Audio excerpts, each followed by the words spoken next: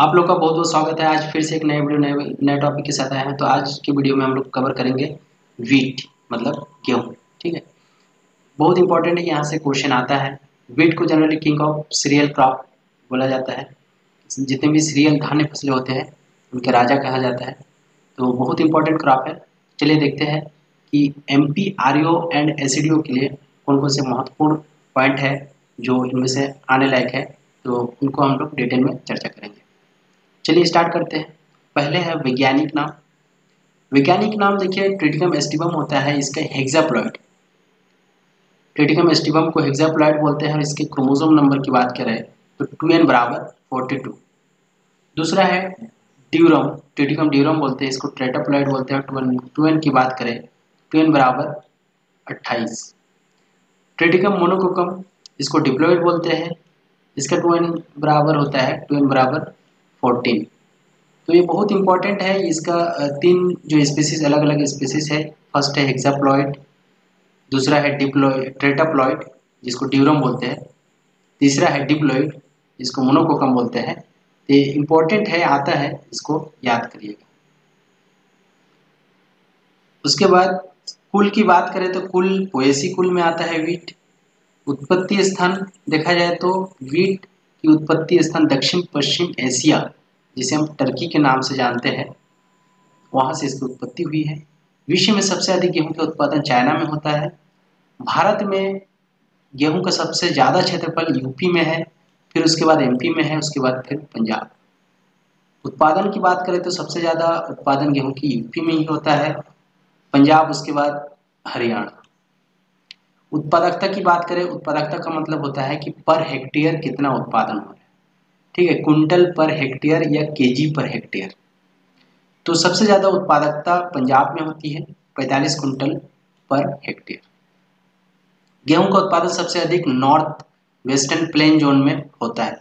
देखिए, गेहूं के क्षेत्रफल और उत्पादन के आधार पर 6 जोन में बांटा गया है, जिसमें से नॉर्थ वेस्टर्न प्लेन जोन में सबसे ज्यादा अधिक उत्पादन होता है। इसके बाद ईस्ट वेस्टर्न प्लेन जोन में होता है।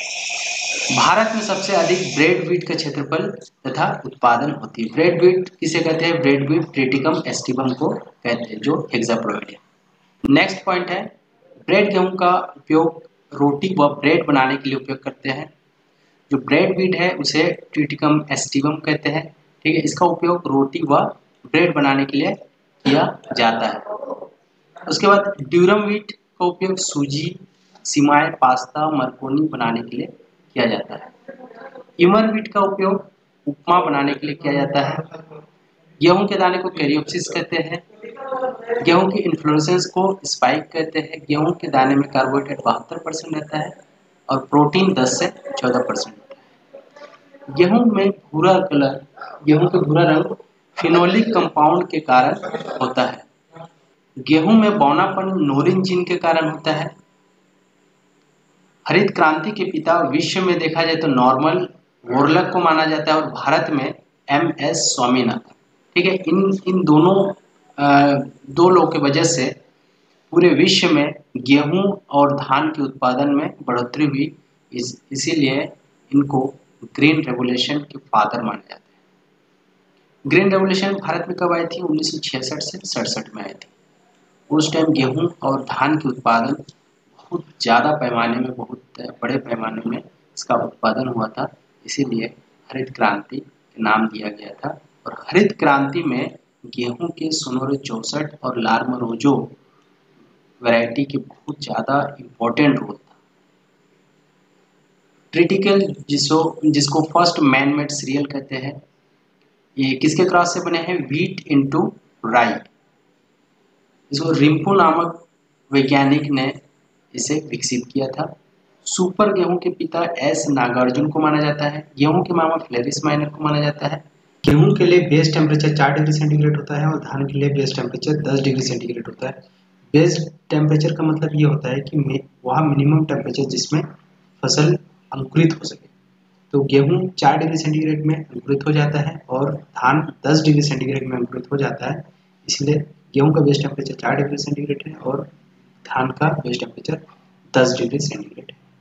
नेक्स्ट पॉइंट है गेहूं के अंकुरण के लिए उपयुक्त तापमान कितना होना चाहिए, 20 से 22 डिग्री सेंटीग्रेड होना चाहिए।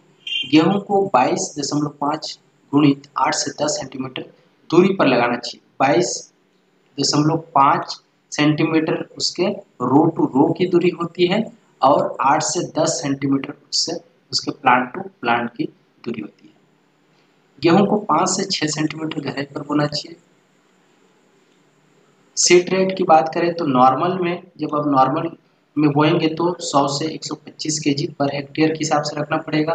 सीड ड्रिल में बोएंगे तो 100 केजी पर हेक्टेयर के हिसाब से रखना पड़ेगा और डिबलर में बोएंगे तो 25 से 30 केजी पर हेक्टेयर के हिसाब से आपको गेहूं की सीड रेट रखना पड़ेगा। अब क्रिटिकल स्टेज की बात करें, बहुत इंपॉर्टेंट है, यहाँ से क्वेश्चन आता ही है। तो गेहूं के बेसिकली 6 क्रिटिकल स्टेजेस है फॉर इरिगेशन। इरिगेशन सिंचाई के लिए 6 क्रिटिकल स्टेजेस है। फर्स्ट है CRI, जिसे क्राउन रूट इनिशिएशन भी कहते हैं। यह 21 दिन के बाद, गेहूं लगाने के 21 दिन के बाद यह स्टेज आता है और ये बहुत very important, most important stage है। ठीक है, अगर आपके पास एक पानी उपलब्ध है तो आपको CRI स्टेज में देना चाहिए। उसके बाद दूसरी क्रिटिकल स्टेज है टिलरिंग, जिसे कल्ले निकलने की अवस्था कहते हैं। यह 40 से 45 दिन के बाद आती है। उसके बाद तीसरा है लेट जॉइंटिंग। चौथा है फ्लावरिंग, 80 से 85 दिन के बाद आता है। फिर उसके बाद मिल्किंग, 110 से 125 दिन के बाद। उसके बाद डफ या मेच्योरिटी, पकने की अवस्था 120 से 125 दिन के बाद आती है। तो अब बात आती है कि आपके पास यदि एक पानी की उपलब्धता है तो एक पानी आपको CRI स्टेज में देना चाहिए। अगर 2 पानी है आपके पास तो 2 पानी कब कब देंगे, एक आपका CRI स्टेज में हो जाएगा और दूसरा आपको 2 स्टेज को छोड़ के, ठीक है, फर्स्ट CRI में डाल दिए, फिर दूसरा डालेंगे आप फ्लावरिंग स्टेज में। अगर यदि आपके पास 2 पानी अवेलेबल है तो एक आप CRI स्टेज में देंगे और दूसरा फ्लावरिंग स्टेज में देंगे। ठीक है, यदि आपके पास 3 पानी है तो एक आप CRI स्टेज में देंगे, फिर उसके बाद एक छोड़ देंगे, फिर दूसरा आप लेट जॉइंटिंग में देंगे, फिर उसके बाद एक छोड़ देंगे, फिर तीसरा आप मिल्किंग स्टेज में देंगे। यदि आपके पास 3 पानी अवेलेबल है तो फर्स्ट देंगे आप CRI स्टेज में, दूसरा एक के बाद एक, ठीक है, एक छोड़ के एक में देना है। तो CRI में दे दिए, टिलरिंग को छोड़ दिए, फिर उसके बाद लेट जॉइंटिंग में दे दिए, फ्लावरिंग को छोड़ दिए, फिर उसके बाद मिल्किंग में देना है। यदि आपके पास 4 पानी है तो पहले CRI में दे दिए, फिर उसके बाद टिलरिंग में, ठीक है, फर्स्ट के 2 दे दिए, फिर इसके बाद एक छोड़ना है, 2 के बाद एक छोड़ना है, तो CRI और टिलरिंग में दे दिए, फिर उसके बाद लेट जॉइंटिंग को छोड़ना है, फिर उसके बाद फ्लावरिंग और मिल्किंग में देना है।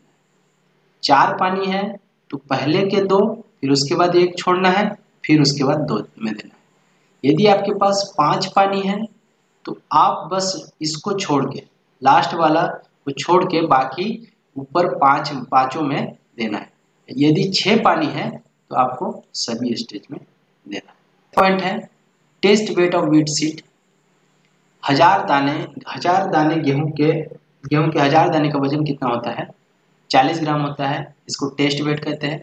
100 दाने के वजन को टेस्ट इंडेक्स कहते हैं। गेहूं के प्रोटीन को ग्लूटीन कहते हैं। ये बहुत ही इंपॉर्टेंट क्वेश्चन है, इसी की वजह से रोटी बनती है। ठीक है, गेहूं में महत्वपूर्ण रोग रस्ट और कर्नल वंट, यहाँ पे बंद हो गया है, यहाँ पे वंट होगा। ये मोस्ट इम्पॉर्टेंट डिजीज है जो कि गेहूं में लगती है, रस्ट और कर्नल वंट। कर्नल वंट एक बीज तथा मृदा जनित रोग है। यह रोग बीज और मृदा दोनों से फैलती है। कर्नल वंट रोग जो हो जाने के बाद, गेहूं में हो जाने के बाद सड़ी बदबू आती है, सड़ी सब बदबू आती है, जो कि ट्राई मेथाइलेमिन के कारण आती है। उसमें जो ट्राई मेथाइलेमिन उपस्थित रहती है उसके कारण यह सड़ी हुई बदबू आती है। गेहूं के हार्वेस्ट इंडेक्स 40% होता है। हार्वेस्ट इंडेक्स का मतलब होता है कि दाने और भूसे का रेशियो। 40% हार्वेस्ट इंडेक्स का मतलब होता है कि 40% दाना होता है और 60% भूसा होता है। पर्लिंग इंडेक्स से गेहूं के हार्डनेस का पता किया जाता है, बहुत इंपॉर्टेंट है, इसको याद रखिएगा। गेहूं के हार्डनेस का पता मतलब सॉफ्टनेस और हार्डनेस का पता पर्लिंग इंडेक्स से किया जाता है। गेहूं के मिलिंग परसेंट कितना होता है? 70 to 75% होता है। सीड और स्टार रेशियो होता है 1:2। ठीक है, यदि 1 kg सीड होगा तो 2 kg भूसा होगा। गेहूं का एवरेज यील्ड 5 से 5.5 टन पर हेक्टेयर। दोस्तों ऐसे वीडियो आगे देखने के लिए हमारे चैनल को सब्सक्राइब कीजिए। यहाँ पे जो लाल बटन दिख रहे हैं नीचे, इस बटन को प्रेस करना होगा। इसके बाद एक बगल में बेल आइकन आएगा, उसको भी दबाना है, ताकि जब भी मैं कोई नया वीडियो अपलोड करूँ तो आपके पास तुरंत पहुँच जाए। और वीडियो अच्छा लगे तो प्लीज़ लाइक कीजिए।